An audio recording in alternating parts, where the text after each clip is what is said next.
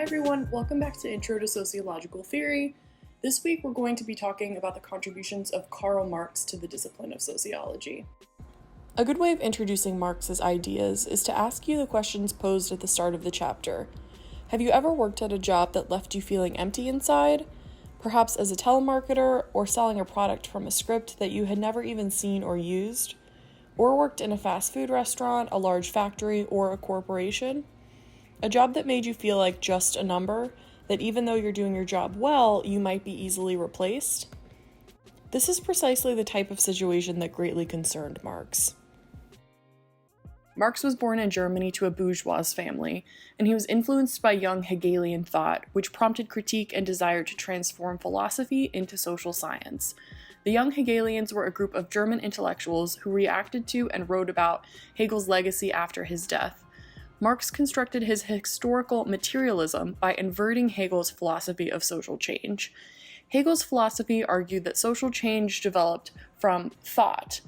This was in direct contrast to Marx's theory of historical materialism, which argued that historical economic conditions were what prompted social change, not purely thought. Marx provided a critique of capitalism that both sought to explain its emergence, its nature, and predict its demise. He sought to explain the nature of capitalist economies that came to the fore in Western Europe in the 18th and 19th centuries. He maintained that the economic deficiencies and social injustices inherent to capitalism would ultimately lead to the breakdown of capitalist societies. But Marx wasn't just an academic. He was also an activist, a revolutionary committed to the overthrow of capitalism. So Marx was neither a fan of capitalism, nor did he buy into the ideology prevalent in England that held to the efficiency and moral correctness of free competition in the marketplace and elsewhere. The revolutionary spirit that was central to Marx's work cannot be understood outside of the backdrop of the massive economic and social changes occurring in Europe in the 19th century. By the middle of that century, the Industrial Revolution was spreading throughout Western Europe. Technological advances in transportation, communication, and manufacturing spurred an explosion in commercial markets for goods. The result was the birth of modern capitalism and the rise of middle-class owners of capital, or the bourgeoisie. These changes brought with them radical reorganization of both work and domestic life. With the rapid expansion of industry, agricultural work declined, forcing families to move from rural areas to the growing urban centers. In Manchester, England, a major industrial city, the excessive rate of population growth meant that families had to live in poor conditions, makeshift housing without heat or light, with dismal sanitary conditions that led to the spread of disease. Work conditions were no better, they had poor ventilation, little light, they were dangerous, and there were excessive work hours. For example, a 70-hour work week was not uncommon for men and women, and children as young as 6 frequently worked as much as 50 hours a week. Yet, the wages were so low that workers were left on the brink of beggary. Marx, in response to these dire social and economic conditions, sought to forge a theoretical model that was intended not only to interpret the world, but also to change it. Some of Marx's core ideas, including key terms, are bourgeoisie, which refers to the middle class, or a new class of wealthy owners of capital and the means or forces of production. Marx describes how the Industrial Revolution and accompanying advances gave birth to that class and its rise to economic and political power. For Marx, classes were a group of individuals who share a common position in relation to the means of production. The means of production refer to raw materials, technology, machines, factories, and land that are necessary in the production of goods. Each class is distinguished by what it owns with regard to the means of production. Marx said, wage laborers, capitalists, and landowners constitute the three big classes of modern society based upon capitalist mode of production. So he identifies three classes or three types of owners under capitalism. Wage laborers, or the proletariat, are those who own labor power. Capitalists, or owners of capital, and landowners, whose respective sources of income are wages, profit, and ground rent. Class struggle is the idea that because capitalism features private ownership of the means of production, this leads to class relations that are based on domination and exploitation.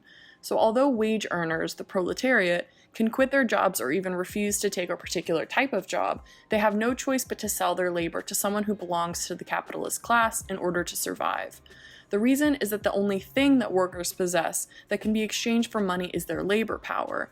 That money earned in wages is then used to purchase the goods needed for survival, but the profits reaped by capitalists far exceeds the amount paid in wages. Therefore, classes are pitted against each other in a struggle to control the means of production, the distribution of resources, and profits. Marx believed that class struggle was the catalyst for social change. As we'll see, this belief was based on his conviction that any mode of production based on private property, such as slavery, feudalism, and capitalism, contains within it the seeds of its own destruction, in that it ignites ongoing economic conflicts. The latter conflicts will inevitably do away with existing social arrangements and give birth to new classes of oppressor and oppressed. Laissez-faire capitalism refers to an economic system based on individual competition for markets. This emerged out of the destruction of feudalism founded in peasant agricultural production based on subsistence standards and service to lords, and the collapse of merchant and craft guilds characterized by tight control of commerce and industry by monopolistic professional organizations. The basic premise of laissez-faire capitalism, according to economist Adam Smith, is that any and all should be free to enter and compete in the marketplace of goods and services. The invisible hand would ensure that the best products at the lowest prices would prevail and a universal opulence would extend itself to the lowest ranks of people.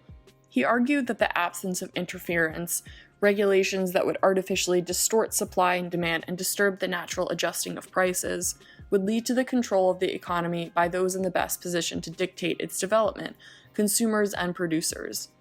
Marx disagreed that laissez-faire capitalism consisted in a system of perfect liberty. Instead, private ownership of the means of production necessarily leads to alienation of workers. They sell not only their labor power, but also their souls, according to Marx. They had no control over the products they were producing, while their work is devoid of any redeeming human qualities. Although capitalism produces self-betterment for owners of capital, it prevents workers from realizing their essential capacity to engage in creative labor.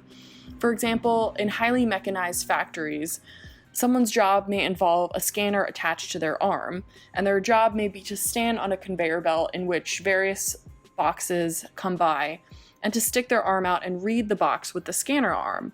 So that person's individual human potential is irrelevant to the job. For Marx, when human actions are no different from those of a machine, the individual is dehumanized. Marx also argues that capitalism is inherently exploitative. The work of the proletariat produces the products that are sold by owners of businesses. Workers mine raw materials, tend to machines, assemble products, yet it is the owners who take the profits generated by the sale of the goods. At the same time, workers' wages are at subsistence levels. So that means that they can at best buy only basic necessities sold at a profit by capitalists that allow them to just return to work the next day, but not much else. Class consciousness is an awareness on the part of the working class of its common relationship to the means of production and the common source of workers' oppressive conditions. The purpose of Marx's political activism was to generate an awareness on the part of the working class of its shared relationship to the means of production and of the common source of workers' oppressive conditions. Marx believed that this awareness was vital for sparking a revolution that would create a dictatorship of the proletariat, that would transform it from a wage-earning, propertyless mass into the ruling class. The revolution would be different from previous class-based ones in that it would be fought on the interests of the vast majority of the population and not for the benefit of the few. This was because the specific interests of the proletariat had come to represent the universal interests of humanity. So let's look at the understanding of the nature of social theory according to Marx. For Marx, theoretical analyses should be empirically based, that is, based on the existence of living human individuals. This is because, like other animals, humans are conscious. That means that they're self-reflective beings who, 1, manipulate their environment to satisfy their needs, and 2, can look at themselves and their environment and act rationally in their own interests. So consciousness arises from experience. These ideas countered Hegel's idealism, which involved notions of morality, religion, and other forms of awareness as existing independently of human beings. Marx was asserting that people produced their own lives in light of the social structures in which they live and in light of their experiences. When the social structures change, people's ideas change too. So for Marx, social theory should focus on how people influence and are influenced by their material conditions, such as their degree of hunger, the degree of protection from the environment, opportunity to enjoy the amenities of life, etc. It's here that Marx turns Hegel's idealism right side up, transforming philosophy into social science. Marx identifies 4 characteristics of society based on his vision of social theory. The first is that all human beings produce sustenance from their environment to live, and in doing so make history. This implies that social theory has to deal with more than just ideas, which was his main problem with Hegelian thinking. It must be based on the lived experience of humans who have material needs that must be satisfied through production. So social theory must examine how people produce their means of subsistence. The second is that people create new needs over time. The processes of production and consumption feed upon one another in a cumulative fashion so that as one set of needs is satisfied, new ones emerge. The creation of needs involves the desire not only for improved food, clothing, shelter, but also for various amenities of life. In the production of amenities, in other words, beyond basic needs for survival, people become quote-unquote civilized, in other words, able to distinguish their uniquely human characteristics from those of other species. So for Marx, productive work serves a dual purpose. First, to satisfy physical needs, and second, to express uniquely human creativity. Marx believed, however, that most people are prevented from expressing their human potential through work owing to the exploitation and alienation inherent in the division of labor under capitalism. The third is that production is based on a division of labor which, for Marx, implies a hierarchical stratification structure involving exploitation and alienation. In all societies, the basis for this division of labor was private ownership of land or capital, also known as the means of production. Such ownership produces a stratification system composed of the dominant group, the owners, and the remaining classes, who experience various degrees of exploitation and alienation. The latter occur because workers cannot control either the work they do or the products they produce. Moreover, employees, the proletarians, need the products to survive, so they return their wages to the capitalists, who use the money to make more consumer goods and enrich themselves further. The fourth characteristic of all societies is that ideas and values emerge from the division of labor. That is, ideas and values result from people's practical efforts at obtaining sustenance, creating needs, and working together. Therefore, ideologies usually justify the status quo. Ideologies are systematic views of the way the world ought to be. So, Marx argued, religious and political beliefs in capitalist societies state that individuals have a right to own land or capital, and to use it for their own benefit rather than that of the collectivity. He believed, moreover, that ideologies are the tools used by the dominant class to mislead people about their true interests, hence his assertion that religion is the opium of the masses. According to the text, this means that religious belief blinds people to their exploitation and their real political interests. It does so by emphasizing that salvation as well as compensation for misery and alienation on earth will come in the next life. So it both justifies inequality and lulls people into inaction, since they believe that their reward and relief is deferred to the hereafter. So the implications of these characteristics for social theory are that one must focus on both the structural sources of dominant ideas and the extent to which such beliefs influence people. Marx's discussion in the German ideology is an early example of his dialectical materialism, a term he didn't use but that has been used to describe his approach. Dialectical materialism has 4 characteristics. The first is that society is a social system that has interrelated parts, for example, social institutions, classes, cultural values, that form an integrated whole. So any angle posed by the observer is important. For example, in tracing connections among parts of the stratification system, from one angle a particular label might be applied, such as the bourgeoisie, while from another angle an opposing label, such as the proletariat, can be used. Nevertheless, the two are inherently connected. So for Marx, wage labor and capital cannot exist without each other. Neither can production and consumption, the economy. They are part of a coherent system and there is an inherent connection between them. Also, the process of production and consumption, again, the economy, is linked to stratification. Speaking more generally, class relations are reflected in all areas of social behavior: the economy, kinship, illness and medical treatment, crime, religion, education, and the government.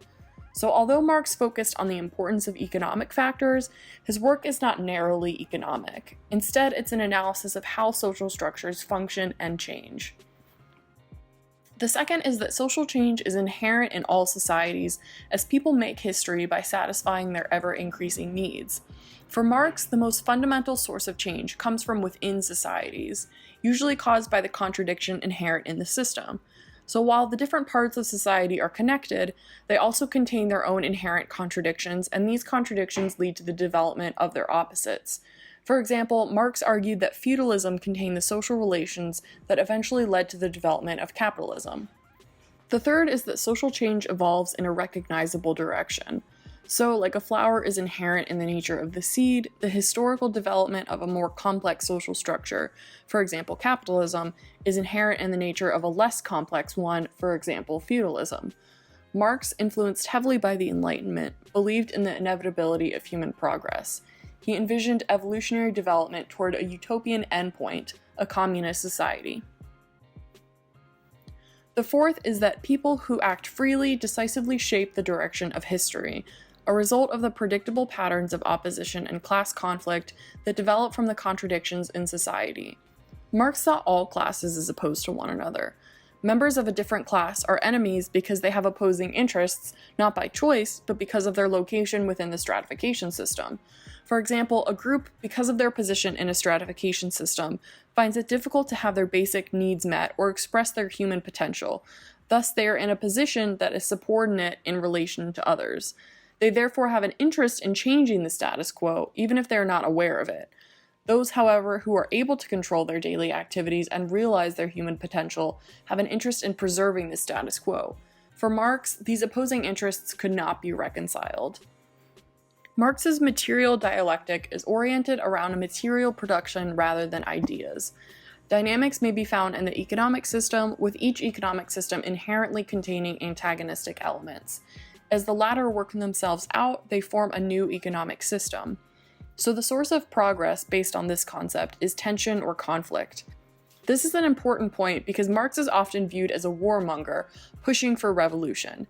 He did support revolutionary efforts, but his material dialectic demonstrates that this was not simply a personal issue.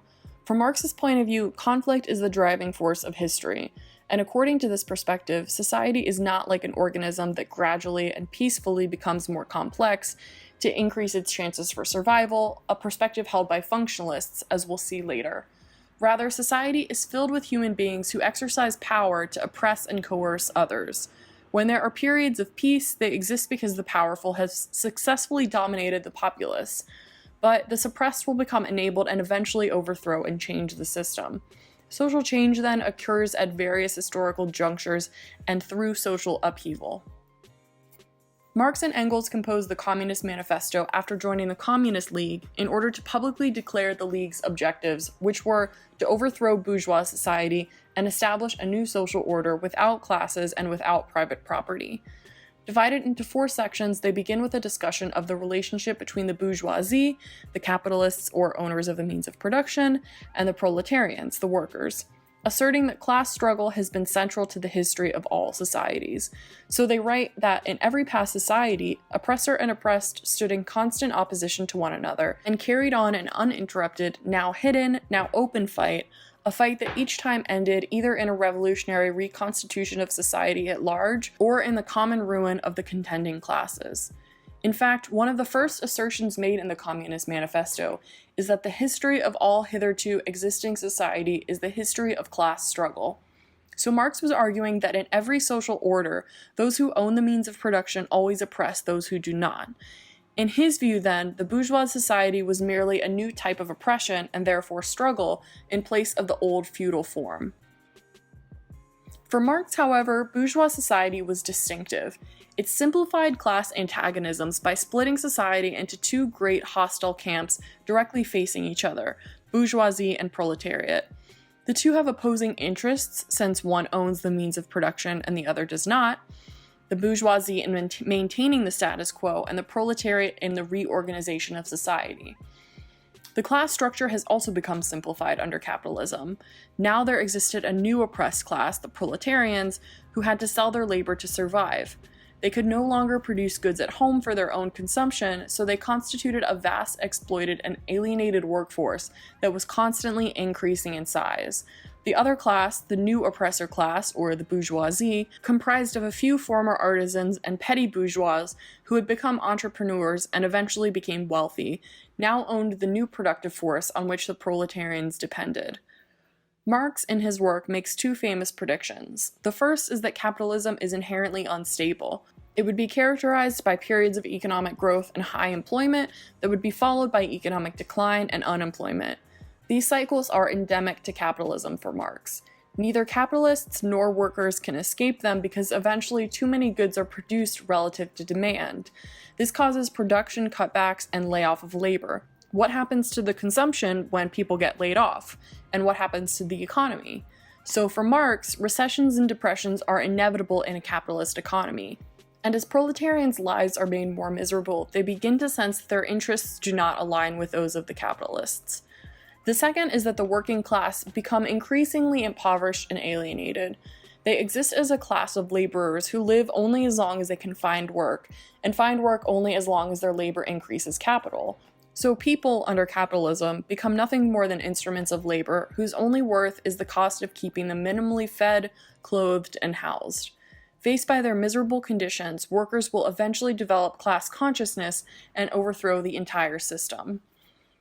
So why, for Marx, would the establishment of a communist economy create a more humane society? In other words, why is a communist economy viewed as a utopia? The belief that communism would secure a just and more humane society hinges on the abolition of private ownership and private property.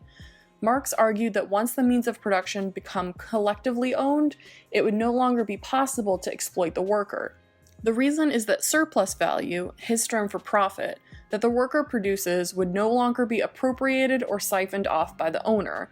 Rather, it would be distributed among the workers themselves. Also, alienation would come to an end as the worker, who is now part owner of the enterprise, can direct the production process and maintain control over the products created. Last, the competition for profit also ends, as does recurring economic crises. Periods of economic boom or bust and their accompanying disruptions to employment end, and are replaced by a more stable form of economic planning that produces according to the needs of the population rather than the whims of an unpredictable market. The economic turndown of 2007 to 2009 is used to indicate that Marx's ideas continue to be relevant. It was the worst economic crisis since the Great Depression, left close to 14 million workers unemployed and others with steep cuts in pay or benefits. And it was a global economic crisis.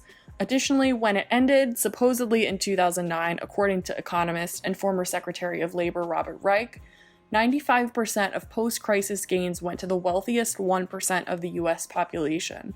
Moreover, government intervention, such as the bailout of financial institutions whose actions were largely responsible for the crisis, using taxpayer dollars, were given little oversight and had little accountability. Meanwhile, government provided very little to help homeowners renegotiate their overvalued mortgages, a fact that led some observers to claim that government is more concerned with Wall Street than with Main Street. So now we turn to Capital, which was a scholarly attempt to show why the instability and degradation of people that is characteristic of capitalist society will lead to its complete transformation. More than a narrow focus on economics, it analyzes the capitalist social structure and its inevitable transformation. In other words, Marx's expectation that transformation was inevitable. In one chapter titled Commodities, he explores the question of what determines the worth or price of commodities, in other words, goods, bought and sold on the market. He defines commodity as an external object that by its properties satisfies human wants. He discusses what determines the value of a commodity. In that discussion, he distinguishes between two sources of value. The first is use value, or the utility of a commodity, in other words, what it's useful for or its ability to satisfy wants. So a commodity has use value only if it is consumed or somehow put to use. For example, a one-legged stool would probably not be useful for most people for sitting, so it has no use value for most. Use value does not determine the worth or price, since it refers to the qualities of commodities, so it cannot establish a quantifiable standard for measuring the price of goods, for example, comparing the usefulness of a light bulb with that of a fork. The second is exchange value, which is a measure of quantity. This refers to how much of a given commodity, such as corn or wheat, it takes to equal the value of another commodity, for example, iron. But for Marx, the value of commodities must be determined by something that is both separate from and common to the commodities themselves. For Marx, the common something else is labor. That is, the value of commodities is determined by the labor time needed to produce them. So if the amount of time needed to produce a watch is the same that is needed to produce a pen, the watch and the pen have the same value.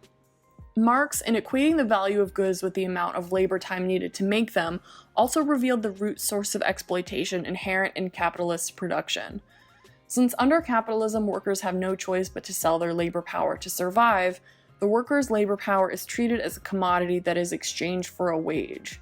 Like other commodities, the value of labor is determined by the amount of time necessary to produce itself. That is, the value of labor power is equal to the costs incurred by the worker for food, clothing, shelter, training, and other goods needed to ensure both survival of his or her family and his or her return to work the next day. But the length of a workday typically exceeds the time needed on the job for the worker to reproduce his labor. So let's say that the worker needs 6 hours to produce for the capitalist, the equivalent value of what he needs in order to support his family and return to work. He's paid for 6 hours since his wage is equal to the value of the good needed for his family's survival, yet the capitalist employs the worker for much longer, for example, 12 hours. In those additional 6 hours, the worker produces what Marx terms surplus value or profit for the capitalist. Surplus value is the difference between what workers earn for their labor and the value of the goods that they produce. So surplus value for Marx was the source of the capitalist's profit. The capitalist pays the worker less than the value of what they actually produce. So say a furniture manufacturing plant employs 100 workers. Each is paid $10 an hour to assemble tables or $400 in a 40-hour work week. The annual earning would be $20,800. If the worker generates 100 tables a year and each is sold for $300, the worker generates $30,000 for the plant owner, or almost $10,000 more than the worker earns. The plant employs 100 workers, so the owner is really making close to $1 million in profit. At the same time, the worker, whose labor produced the goods sold for a profit, are close to poverty. Additionally, to increase his profit and market share, the capitalist has two means at his disposal: increasing absolute or relative surplus value. Absolute surplus value is when capitalists extend working days to increase worker productivity. Since wages don't change, greater productivity yields higher profits for the capitalist. In Marx's time, a 12 to 14-hour day was not unusual, and capitalists tended to oppose legislation aimed at reducing workers' hours. Relative surplus value is when capitalists increase laborers' productivity by enabling them to produce more in the same amount of time, by altering the way work is organized, such as placing workers in factories, specializing the labor force, or applying advanced technology. So what happens when the latter is done? Capitalists can undersell their competitors and capture a larger share of the market. Machines allow workers to produce more goods in less time. Fetishism of commodities is a distorted relationship between individuals and the production and consumption of goods. In fetishizing commodities, Marx argues that we treat the goods we buy as if they have magical powers. We lose sight of the fact that we create commodities, and in doing so, grant them power over us that in reality they do not hold. For example, ads for shampoos, lotions, deodorants, etc., that convey the message that interpersonal success is dependent on using these products.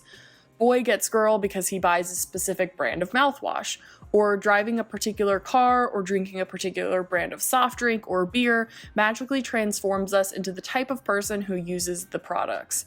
In other words, our accomplishments and failures are derived not from who we are as individuals, but magically from what we buy as consumers. We also fetishize the process of commodity production. Machines are viewed as exploiting workers, so products that are built by humans are seen as independent participants in human social relationships. Think machines taking away people's jobs or causing our feelings of alienation, smartphones, social media platforms changing or spoiling relationships. But when we blame machines for taking jobs or for our feelings of alienation, we endow them with human qualities. Since machines are viewed as exploiting workers, social ties among people are hidden so that their ability to understand or alter the way that they live is impaired. Marx's examples include machines, rather than their owners, needing the night work of laborers so that they could be in continuous operation. The owners, capitalists, are really the villains, but they are hidden behind the machines. So rather than blaming capitalists for their exploitation, workers blame technology. This has important political implications, since the intrinsically social nature of the production process becomes hidden, making the worker less capable of pushing for class-based interests. There have been many critiques made against Marx's work. His main error may be the assumption that the value of commodities is inherent in the labor power necessary to produce them. Value inheres in what one is willing to pay, or what one must pay given constraining circumstances. He also miscalculated the degree to which proletarians and capitalists were on a collision course. He didn't foresee a possible solution within the framework of capitalism. Importantly, one reason for this miscalculation is that he overlooked the fact that capitalism is associated with the rise of political democracies in which all citizens have some say, even if the rich have more influence. He incorrectly assumed that workers were and always would be powerless in labor markets. He didn't foresee workers gaining political power to force political interventions in labor markets, partly a result of the rise of labor unions. Marx didn't anticipate the rise of the middle class as we know it, in other words, the increasing number of skilled, white-collar workers that eventually came to constitute the majority of workers. These workers have much more bargaining power over wages and working conditions than early industrial workers did. He didn't recognize the importance of government as a large employer. As government intervenes in all spheres of society, schools, economic regulation, health, etc., a significant portion of the labor force comes to work for government. Finally, Marx could not have predicted the dramatic transformations ushered in by the issuing of stocks in markets. The result is that ownership has become diffuse, with many workers having a stake in capitalism as they acquire stock. Ownership was also separated from management, so that owners did not directly manage companies or relations with labor. So management would increasingly become interested in rationalizing relations with labor to keep production going.